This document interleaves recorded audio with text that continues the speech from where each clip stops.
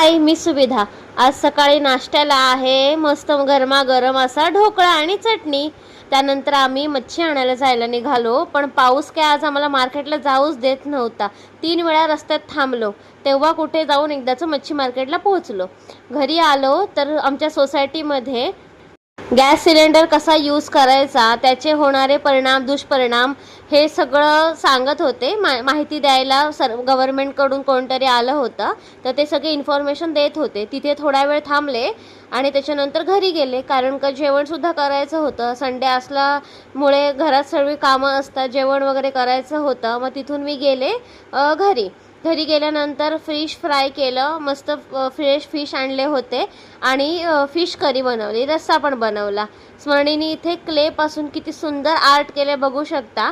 साईडला ज्या 2 स्टिक दिसतात त्या आपल्या लसणाच्या आतली दांडी असते ती आहे, आणि तिच्याकडे बार्बी डॉल एक डॉल होती छोटी बार्बी सेटमधली, त्याच्यावरती क्लेनी तिने पूर्ण कपडे वगैरे बनवलेत, खूप सुंदर बनवलं होतं।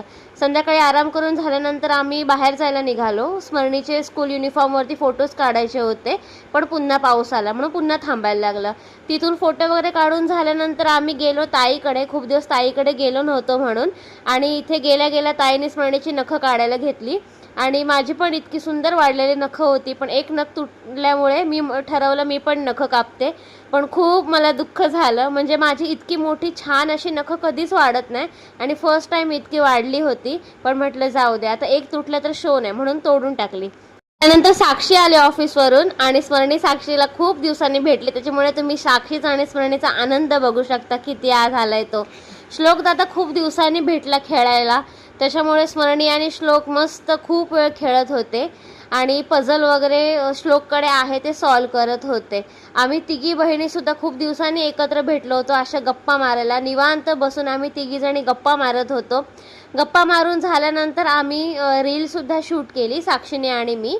ती पण मी ऑलरेडी पोस्ट केलेली आहे, ती माझ्या चॅनलवरती तुम्ही जाऊन बघा रील, आणि कशी वाटली ते पण मला कमेंटमध्ये सांगा।